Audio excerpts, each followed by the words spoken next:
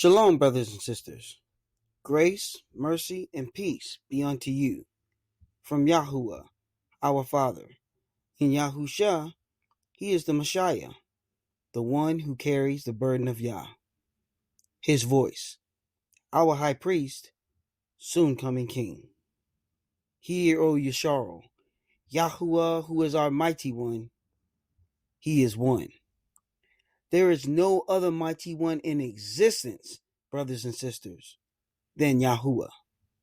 And Yahusha is his voice.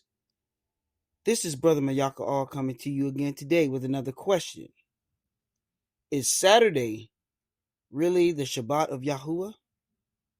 In today's world, many people believe that Saturday is the Shabat, the seventh day of the week.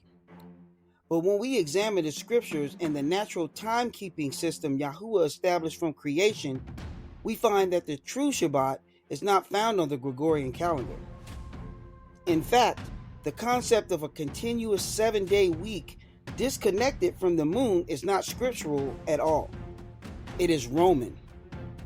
Yahuah's Shabbats, just like his feasts, are appointed by the luminaries, the sun, moon, and stars. Let's go through the scriptures and history to uncover the truth about Yahuah's Shabbats and why the moon is essential to finding it. Let's begin with Yasharal, Leviticus chapter 23 verses 1 through 3, which says, And Yahuah spoke unto Moshe, saying, Speak unto the children of Yasharal, and say unto them, concerning the feasts of Yahuah, which ye shall proclaim to be holy convocations, even these are my feasts. 6 days shall work be done, but the 7th day is the Shabbat of rest, and holy convocation. Ye shall do no work therein. It is the Shabbat of Yahuah in all your dwellings. This is key. The Shabbat is not just a day of rest, it is a feast. In fact, it is the very first feast listed by Yahuah. That means it follows the same appointment system as the other feasts, which are all set by the moon. If the moon appoints the feast, and the Shabbat is a feast, then the moon must also appoint the Shabbat. Now consider this. Tehillim, Psalms, chapter 104, verse 19, which reads, He appointed the moon for feasts. The sun knows his going down. This verse proves that the moon is Yahuah's clock for feasts. There is no mention of a man-made calendar or a fixed weekly cycle. The moon appoints the times, and the Shabbat, being a feast, is governed by this same system. That means the Gregorian Saturday, which cycles endlessly without regard to the moon, cannot possibly be Yahuah's true Shabbat. Now, let's return to the beginning. In Barashat Genesis chapter 1, verses 1 through 5, we read, In the beginning, Elohim created the heavens and the earth. And the earth was without form and void, and darkness was upon the face of the deep. And the Ruach Elohim moved upon the face of the waters. And Elohim said, Let there be light. And there was light. And Elohim saw the light, that it was good, and Elohim divided the light from the darkness.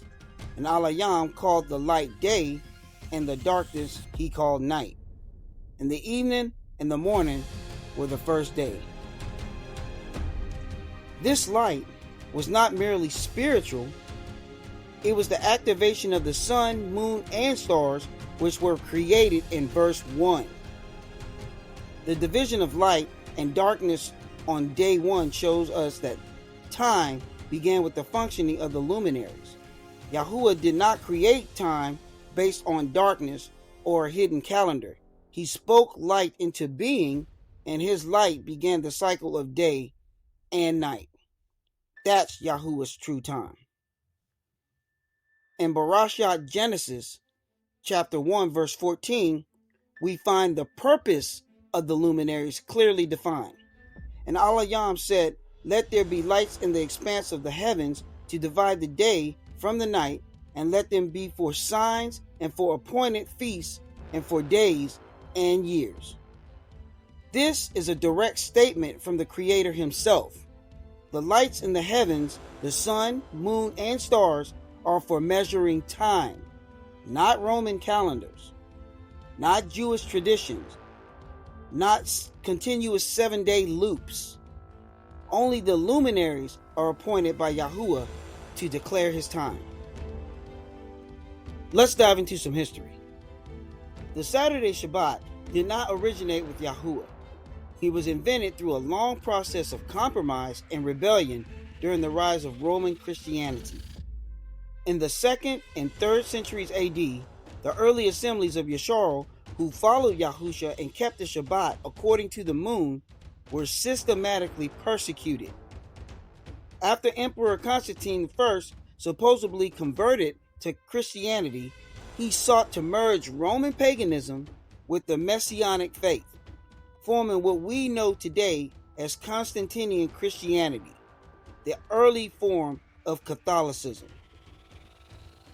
In 321 AD, Constantine issued the first civil law enforcing Sunday observance, not based on scripture, but on sun worship, inherited from the Roman deity Sol Invictus, the unconquered sun. Just a few years later, at the Council of Nicaea in 325 AD, Constantine made it illegal to keep anything related to Hebrew customs, including the Shabbats, the renewed moons, and the feasts. Over time, the Roman Catholic Church rejected the original moon-based Shabbat that Yahuah gave to Yasharal and replaced it with man-made alternatives. They elevated Sunday as the new Lord's Day, rooted in Roman sun worship. And as the centuries passed, Saturday, the 7th day of the Roman week, became widely accepted as the Shabbat, especially by the 6th and 7th centuries AD. But this was not the time Yahuah established from creation. His original Shabbat was determined by the moon, not by a fixed, repeating man-made calendar. The Saturday tradition was divorced from the luminaries based on a continuous weekly cycle and adopted out of convenience, compromise, and tradition, not obedience to Yahuah's faithful timekeeping system written in the heavens. Let us take a close look at the Constantine Creed, 325 AD at the Council of Nicaea. It reads as follows: I renounce all customs, rites, legalisms, unleavened bread, and sacrifices of lambs of the Hebrews, and all the other feasts of the Hebrews, sacrifices, prayers, aspirations, purifications, sanctifications, and propitiations, and fasts, and new moons, and Shabbats, and superstitions, and hymns, and chants, and observances, and synagogues. Absolutely everything Hebrew, every law, rite, and custom.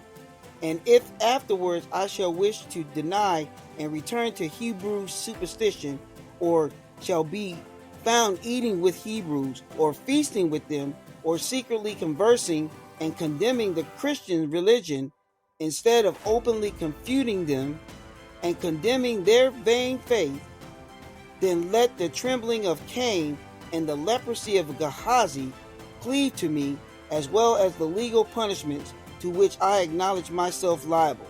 And may I be an anathema in the world to come, and may my soul be set down with Satan and the devils. And you can read the references right here. Let us now look at Yahuah, Jubilees, chapter 2, verse 9.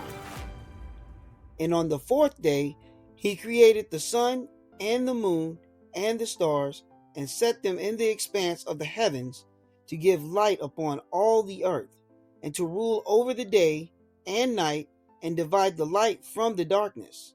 And Alayam appointed the sun to be a great sign on the earth for days, and for Shabbats, and for months, and for feasts, and for years, and for Shabbats of years, and for jubilees, and for all the seasons or muadyam of the years. Now we know that the sun, moon, and stars were created on day 1, as part of the heavens, according to Barashat, Genesis chapter 1, verse 1, when the Alayam created the heavens and the earth. These celestial orbs were present, but not yet operating in their appointed roles. When the Alayam declared, "Let there be light," in Barash, Genesis chapter 1, verse 3, the sun was lit by his command, marking the beginning of time and the first day of the solar cycle. However, it wasn't until day 4 that the sun, moon, and stars were officially assigned their functions to divide the day from the night, to be for signs, appointed times or muad yam, days, years, to rule over the day and night, and to give light upon the earth. This means they were created and illuminated on day 1, but were not set into their commanded circuits and purposes until day 4, as both Barashat Genesis and Yahuah Yom Jubilees confirm when rightly understood. How do we know that the heavens include the sun, moon, and stars? Yahuah, Psalms 19 verse 1 states, "The heavens enumerate the glory of all, and the expanse shows his handiwork."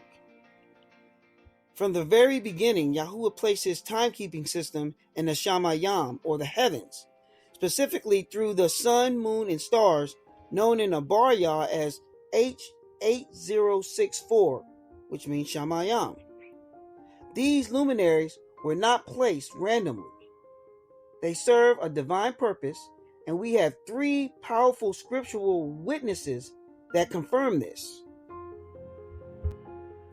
Witness number 1, Barashat, Genesis chapter 1 verse 14 shows that the Alayam said, "Let there be lights in the expanse of the Shamayam to divide the day from the night, and let them be for signs, for appointed times or muad yam, and for days and years." This reveals that the sun, moon, and stars were positioned in the Shamayam to govern Yahuah's calendar, including his feast days and years. Witness number 2, Yahuah, Psalms chapter 19 verse 1 states, "The Shamayam declared the glory of all, and the expanse shows his handiwork." This is the witness within the witness. The Shamayam are not silent. They actively proclaim something, the kabod of all. And witness number 3, Debaryam, Deuteronomy chapter 4 verse 19 warns us not to worship the sun, moon, and stars, the host of the Shamayam, which proves again that they are part of the Shamayam, which is H8064 in the Blue Letter Bible. You can check it for yourself. Created and ordained by Yahuah as divine timekeepers. The key to understanding what they are declaring lies in the Abarya word kabod, which is H3519 in the Paleo Abarya. Ka means covering or power. Ba means house or family. U means secure or hook. And Da means door or pathway. This word forms a prophetic picture, a powerful covering over the house of Yasharal, securely connected and opening the way forward. The question is, what is this open and secured path that the Shamayam are declaring every day and night? It is none other than the path of years. Yahuah's divine set-apart timekeeping system, written in the heavens through the perfect harmony of the sun and the moon. This is the true calendar of creation, established by the Creator, not by man. The Shamayam declare his kabod, and his kabod reveals his way, his time, and his path. Simply put, kabod means that Yahuah has placed a strong and protective covering over his people Yasharal. He has securely connected them to himself and opened a clear path forward for them to follow. That path is written in the heavens. It is his calendar, his covenant, and his Shabat, a sign between him and his people forever. Again, we see that the moon was appointed by Yahuah to determine not just the feast, but the Shabbats as well. This demolishes any idea that the Shabbat is on a fixed weekday like Saturday. Instead, it confirms that the Shabbats are part of the heavenly timekeeping system, not the man-made one.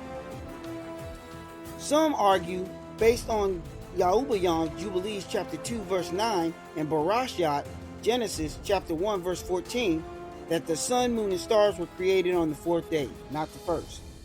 Their claim is that the luminaries did not exist until day 4, and that this is when the heavens was formed. However, this interpretation ignores the full context of Barashat Genesis chapter 1 verse 1 and contradicts the foundational truth that the Shamayam and the earth were already created on day 1, according to Barashat Genesis chapter 1 verse 1. In the beginning, Alayam created the Shamayam and the earth. Since the sun, moon, and stars are part of the Shamayam, and the Shamayam was created on day 1, then the luminaries were necessarily created at that time as well. The confusion comes not from what the text says, but from misunderstanding the difference between creation and function. Barashat Genesis chapter 1 verse 14 and Yahuah Jubilees chapter 2 verse 9 do not describe the creation of the sun, moon, and stars from nothing on day 4, but rather their appointment to function to divide day from night, govern the time, to serve as signs for Muad Yam or appointed times, days, and years. The language is clear. Let there be lights, and let them be for signs. And he set them in the expanse. The word set denotes placement into operation, not initial creation. Therefore, both Barashat Genesis and Yahuah Jubilees support this truth. The heavens were created on day 1. The sun, moon, and stars, being a part of the heavens, were created on day 1, and they were assigned their roles and activated on day 4 in perfect alignment with the path of years timekeeping system designed by Yahuah. This understanding preserves the integrity of all scripture and reveals the deeper wisdom in how Yahuah set his calendar in motion with the sun and moon operating in harmony, declaring his kabod or glory and guiding his people through his divine and eternal timing. Now, brothers and sisters, let's examine the deeper harmony between the sun, moon, and stars, known as the path of years. Yahuah Jubilees chapter 6 verse 34. Verse 34. And all the children of Yasharal will forget and will not find the path of the years, and will forget the new moons, seasons, and Shabbats, and they will go wrong as to all the orders of the years. Now you may be asking, Brother Mayaka, what is the path of years? Well, the path of years is when Yahuah causes the sun, moon, and stars to work together in the heavens to give us time without man-made adjustments, and that includes adding 13th months. Yahuah's timekeeping doesn't rely on man-made calendars, but is revealed through the path of years, his natural divine synchronization of the sun, moon, and stars. At creation, both the sun and moon were set in motion on the same day.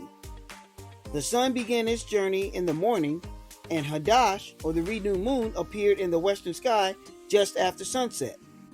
The sun travels 12 hours before setting and entering the opposite portal, while Hadash appears briefly in the western sky and then shortly follows behind the sun through the same portal and rides with it on the other side for 12 more hours.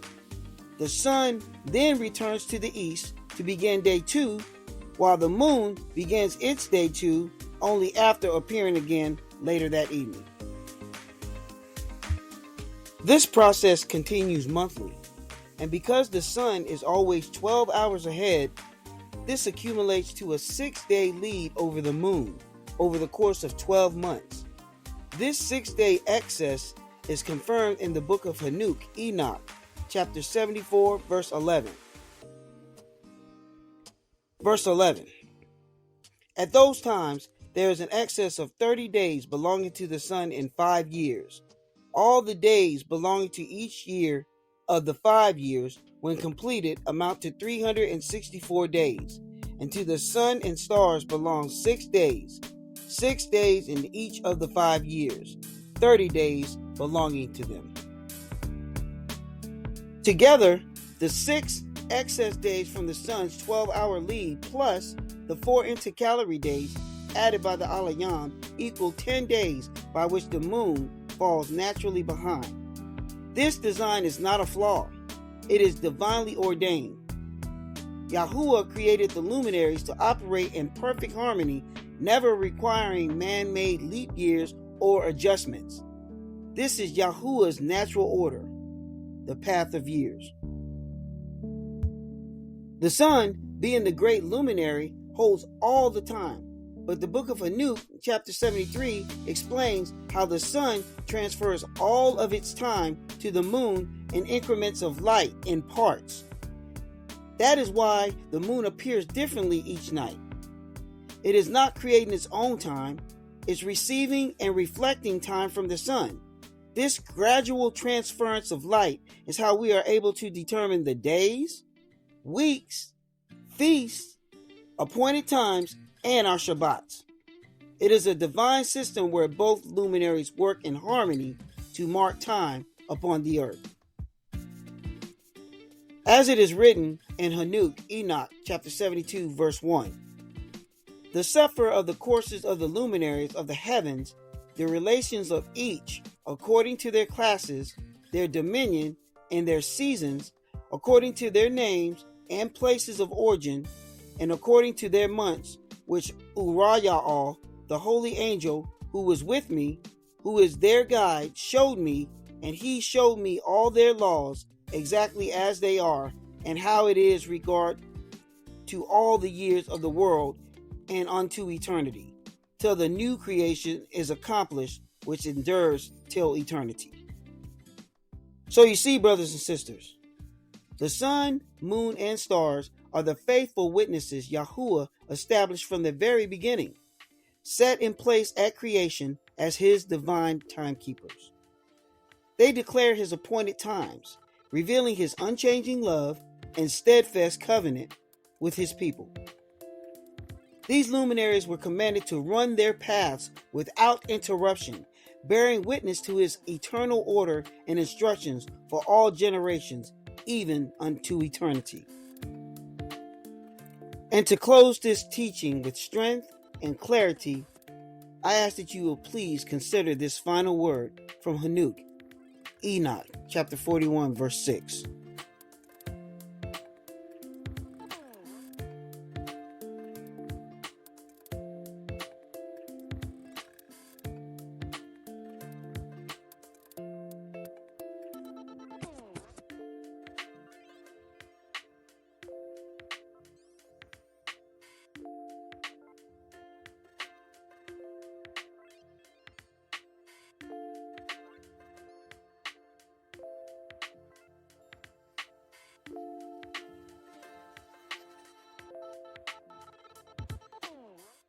If this message resonated with you, please like, share, and subscribe to Yahuah's Remnant for more scriptural truths. May the everlasting peace of Yahuah rest upon you. May he grant you wisdom, discernment, and a continuous thirst for his righteousness. Ask for the ancient path, which is the good way, so you can find rest for your souls. Shalom.